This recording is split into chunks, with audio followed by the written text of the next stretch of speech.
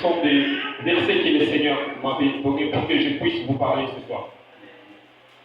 Alors quand je préparais, il y a un verset qui était venu, quand je préparais en passant, je lisais un verset, j'ai regardé ce verset, en tout cas ça m'a beaucoup plu.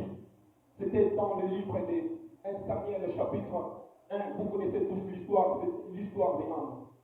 Nous voyons cette femme, Anne était une femme qui ne donnait pas au monde. Était une femme que le Seigneur a fait frapper la stérilité. Amen, amen. Lorsque cette femme ne mettait pas au monde, mais elle avait premièrement pris la vie des prières. Amen, amen.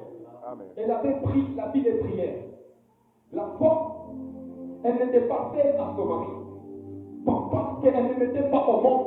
C'est pourquoi son mari, parfois, avait pris la décision d'épouser une autre femme pour qu'il ait aussi des enfants.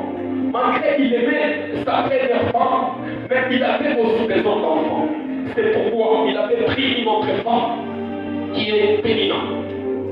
Quand Pénina vivait avec Anne, je vois Pénina mortifier Anne.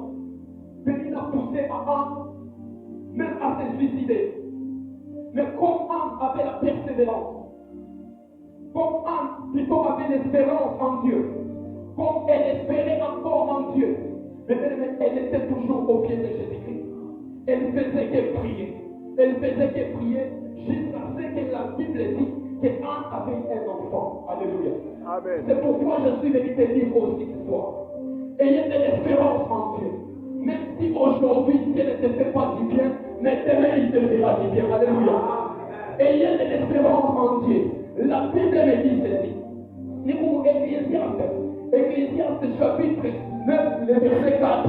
La Bible est en train de me dire il y a de l'espérance pour tous ceux qui vivent encore. Alléluia. Mais